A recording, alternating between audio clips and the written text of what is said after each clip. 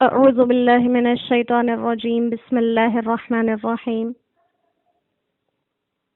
سورہ حمیم سجدہ مکی صورت ہے، 54 آیات اور 6 رکوع پر مشتمل ہے، اور پارہ نمبر 24 کا رکوع نمبر 15۔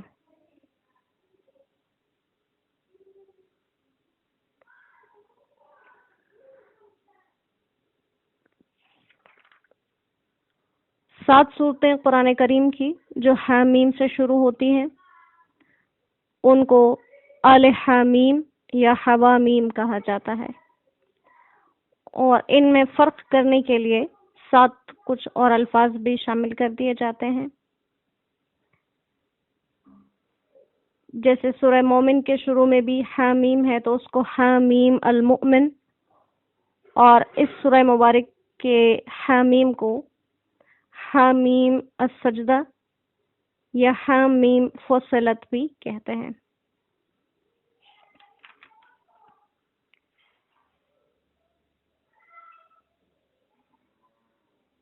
اس صورت کے پہلے مخاطب قریش عرب ہیں جن کے سامنے یہ قرآن کریم نازل ہوا، اور ان کے سامنے ہی نازل ان کی زبان میں ہوا۔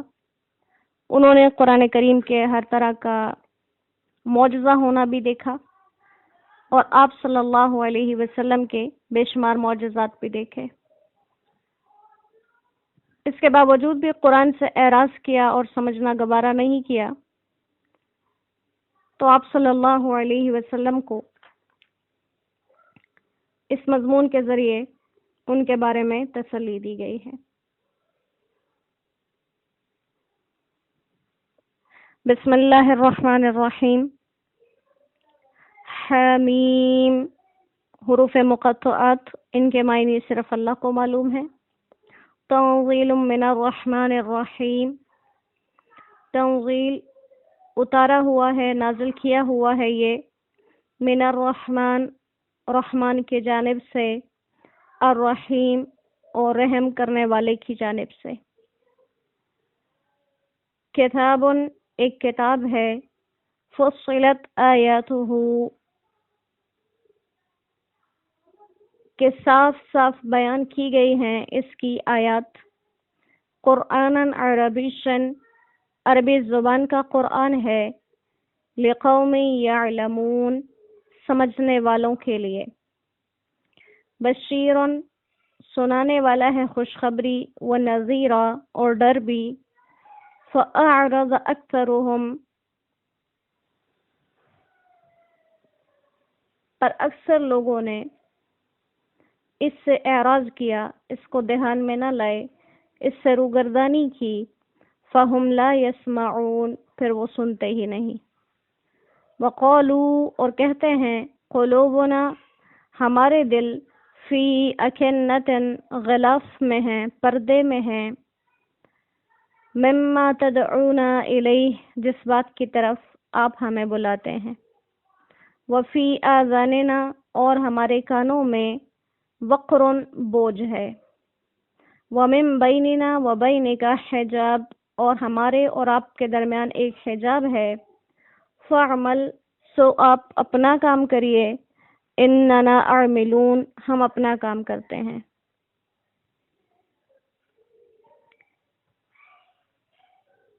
قل آپ کہہ دیجئے،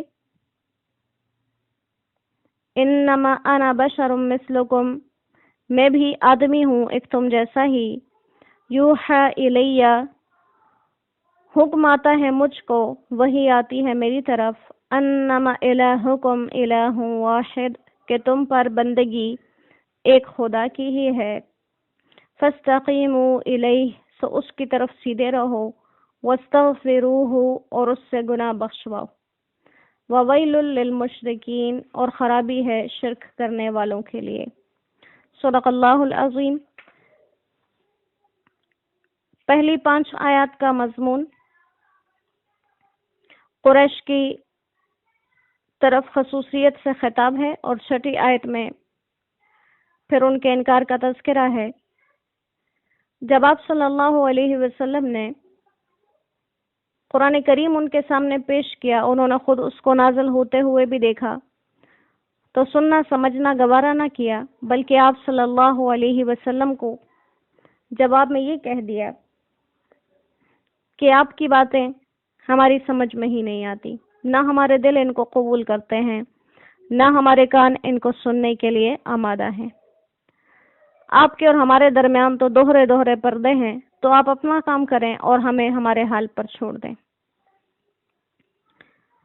और अल्लाह सुब्हानहू व तआला ने इनको खुसूसियत से खिताब किया कि यह कुरान जो है ऐसे ही किसी दूसरी जुबान में नहीं आया, बल्कि कुरानन अरबियन, ये अरबी जुबान में नाजिल किया तुम्हारी ही खातिर, ताकि तुम्हें इसके मज़ामीन समझने में दुश्वारी ना हो। और कुरान करीम की 3 सिफात बयान की कि कोई ऐसी मुश्किल किताब नहीं है कि कोई समझाता रहे सारी जिंदगी और समझ में ना आए, बल्कि फुस्सिलत आयातुहु, इसकी जो आयात हैं वो फसल फसल हैं, तफसील से हैं, जुदा जुदा हैं, एक दूसरे से उनके मायना बिल्कुल अलग समझ में आ जाते हैं और वजाहत से बयान की गई हैं। जैसे कुरान करीम के अंदर अहकाम कौन से हैं, क़िसस कहाँ पर हैं, अकायद का कहाँ जिक्र है, अहले बातिल का रद्द कहाँ जिक्र किया गया, ये सब अलग अलग मौजूद हैं। और हर एक मजमून को मिसाल से भी बताया। फिर दूसरी और तीसरी सिफ्त कुरान करीम की ये बता दी। दूसरी सिफ्त क्या है? बशीर, वो अपने मानने वालों को खुशखबरियां सुनाने वाला है। और उसकी तीसरी सिफ्त क्या है कि वो नज़ीरा, ना मानने वालों को हमेशा के अजाब से भी डराता है।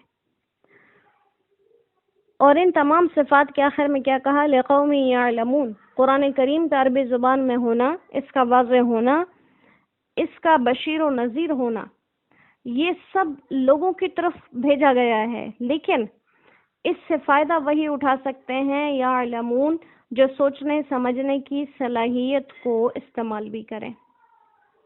इसीलिए यअलमून में तर्जुमा दानिशमंदी से भी किया गया कि इसमें समझने की बात तो है लेकिन दानिशमंदों के लिए, और वो लोग जिन्होंने सुना और अरबी ज़ुबान समझते भी थे लेकिन इसको मुकम्मल गौर से सुनने को पसंद नहीं किया। फ़अरज़ अक्सरुहुम, उन्होंने क्या किया? अक्सर लोगों ने इससे मुंह मोड़ लिया, तो फिर खुद खसारे में रहे। इन आयत मुबारका के बारे में एक वाक़या नकल किया जाता है कि चूंकि इब्तिदाई इस्लाम में इस्लाम बहुत कमज़ोर रहा और लोग इसकी तरफ आने में जो आते थे वो भी अपने दीन को छुपाते थे, कि नुकसान का अंदेशा हुआ करता था और ईमान लाने वालों को तरह तरह की अजियतें दी जाती थी। लेकिन अल्लाह करीम ने जैसे अपना वादा है कि वो दीन इस्लाम को गालिब करके रहेगा इंशाअल्लाह ता क़यामत, तो ये जोर पकड़ता गया, क़ुव्वत पकड़ता गया। फिर हज़रत हमज़ा रज़ी अल्लाह तआला अन्हु, जो कुरैश के एक बहुत ही जाने माने सरदार थे, वो मुसलमान हो गए। कुफार की कमर आदि टूट गई। फिर हज़रत उमर इब्न ख़त्ताब रज़ी अल्लाह तआला अन्हु इस्लाम में दाखिल हुए, तो कुफार मजीद परेशान हो गए। पहले वो मुसलमानों को डरा कर दीन से रोकते थे, अब उन्होंने देख लिया कि ये 2 हज़रात जब दीन के अंदर आए वो डरेंगे नहीं, तो इन्होंने मुसलमानों को लालच के जरिए से दीन से रोकने का सोच लिया। इसी मामले का एक वाक़या है जिसको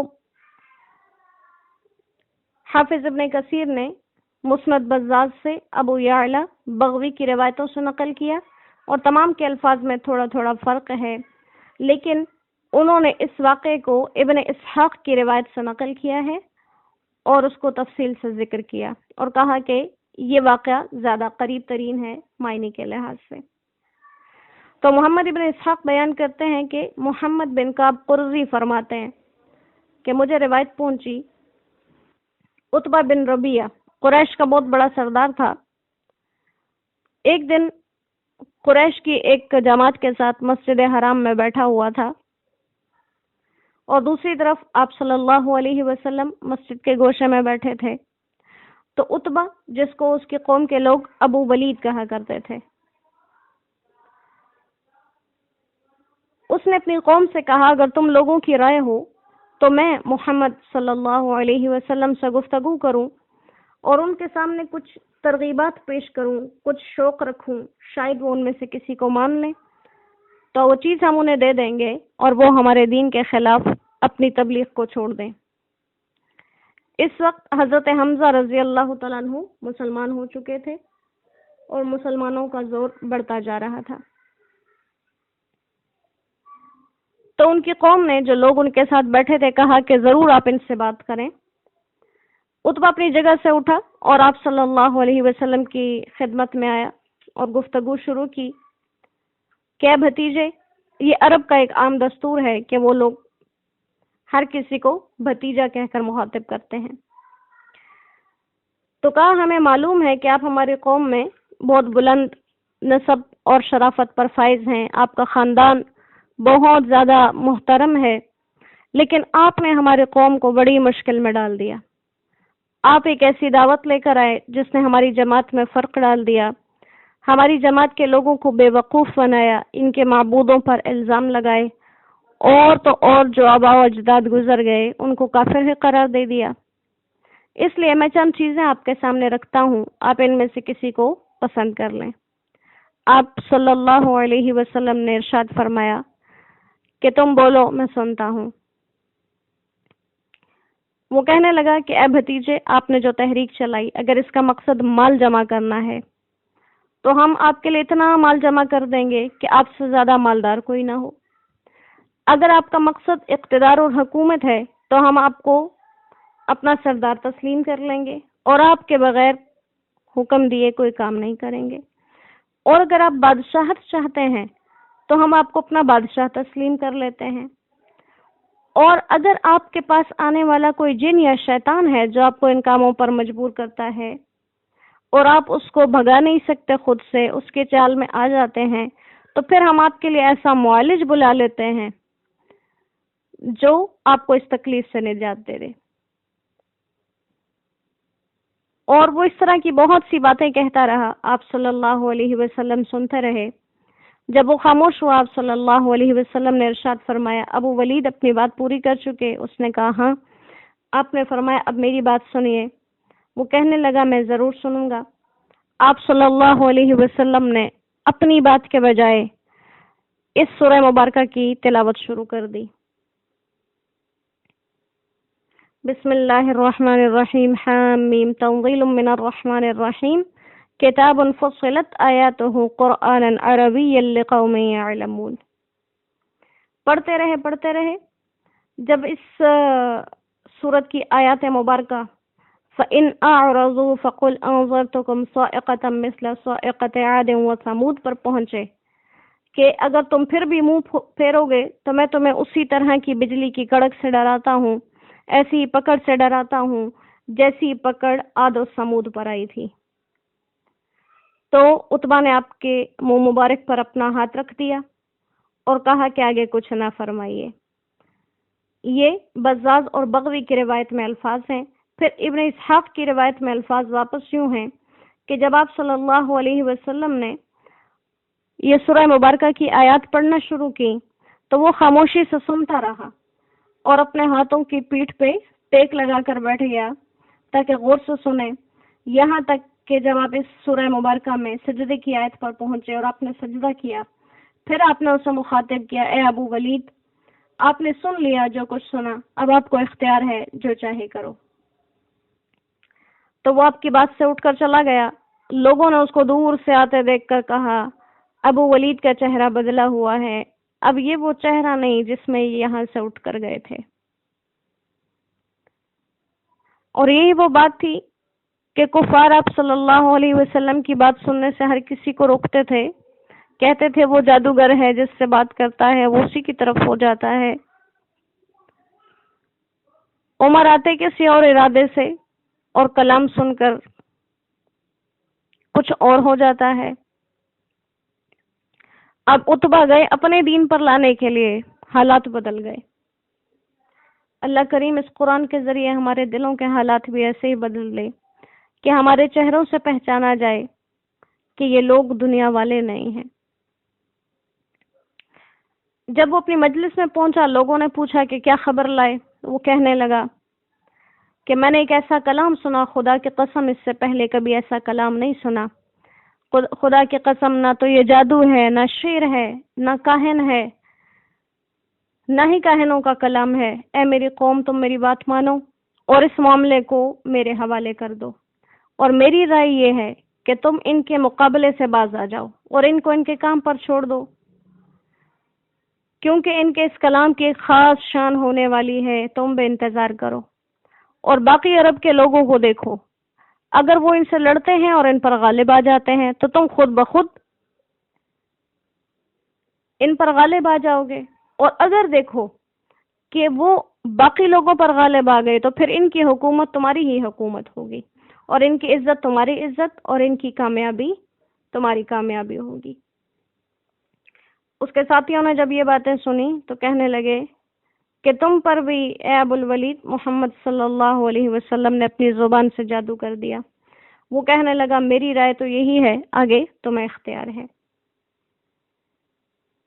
تو یہ وہ کلام ہے جس کو اللہ کریم نے ان لوگوں کے لیے انہی کی زبان میں نازل کیا تھا تاکہ ان کو سمجھنا آسان لگے۔ تو جو کوئی بھی، وہی بات ہے لقوم یعلمون، غور سے سنتا تو وہ سمجھ جاتا تھا کہ واقعی اس کلام میں کیا ہے۔ لیکن اکثر نے کیا کیا، اعرض اکثرهم، اکثر نے منہ پھیر لیا، فہم لا یسمعون، سنتے ہی نہیں تھے بات، اور جب سنتے نہیں تھے تو وہ اثر کہاں سے کرتی۔ اسی لیے کفار اور قریش جب کسی کو دین سے روکنا چاہتے تو وہ کہتے تھے کہ لا تسمعوا لهذا القرآن، قرآن نہ سنو بیٹھ کر، کیونکہ انہیں بھی معلوم تھا جو سنے گا وہ اسی کا ہو جائے گا۔ اب یہاں پر قریش کے 3 قول نقل کیے۔ پہلے کیا، قلوبنا فی اکنہ، کہ ہمارے دلوں پر پردہ پڑا ہوا ہے، لہٰذا آپ کی بات ہماری سمجھ میں نہیں آتی۔ دوسرا یہ کہ وفی آذاننا وقر، ہمارے کان بہرے ہیں۔ تیسرا بیننا و بینک حجاب، ہمارے اور آپ کے درمیان پردے حائل ہیں۔ تو یہاں پر کہا کہ ایسا ہرگز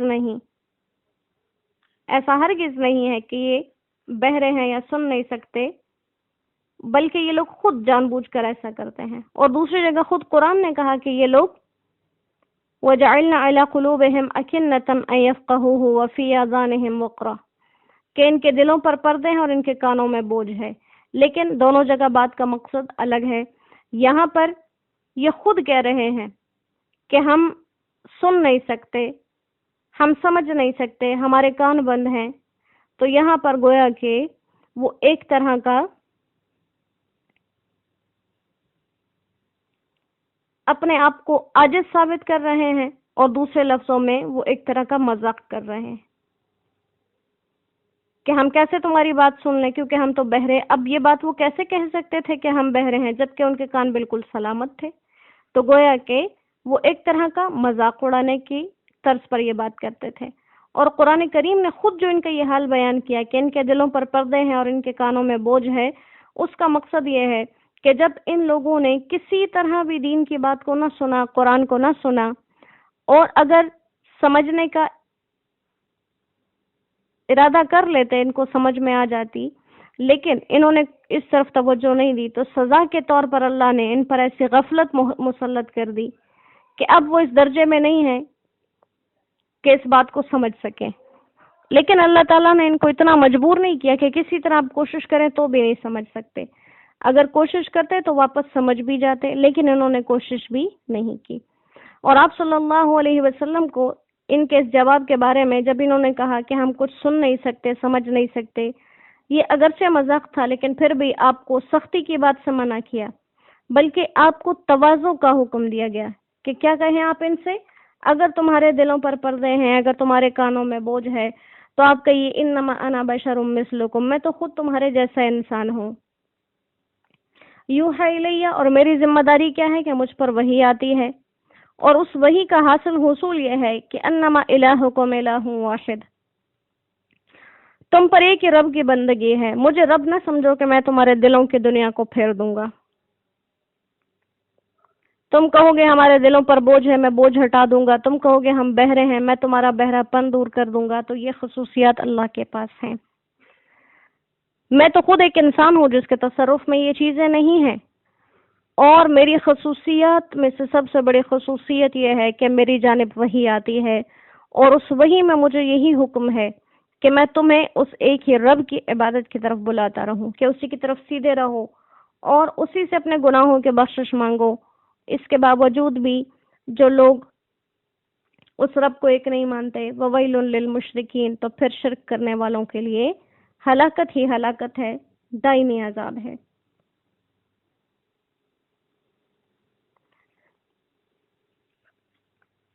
تو یہ آپ صلی اللہ علیہ وسلم کو کفار کی ہٹ درمی کے ذمے میں اور ان کے بدلے میں مضمون تسلی سکھایا گیا، اور یہی حکم ہے ہر شخص کو کسی جاہل سے پالا پڑ جائے دین کے معاملے میں تو ہم اسے یہی جواب دیں جب وہ کسی دلیل سے قائل نہ ہو کہ دلوں کو بدلنا اللہ کے قبضہ قدرت میں ہے، انسانوں کے قبضے میں نہیں، کہ ہم کسی سے اپنی بات منوا سکیں۔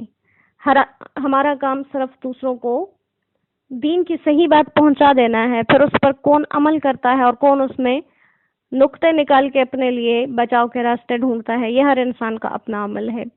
اللہ کریم اپنے اس پاک کلام کے ساتھ اس کے مکمل مطلب، مفہوم اور ارادوں سمیت ہمیں عمل کرنے کی توفیق عطا فرمائے، اور تا قیامت اس بابرکت کلام سے ہمارے تعلق کو مضبوطی سے جوڑے رکھیں۔ وما علینا الا البلاغ، وآخر دعوانا ان الحمد للہ رب العالمین۔ السلام علیکم ورحمۃ اللہ وبرکاتہ۔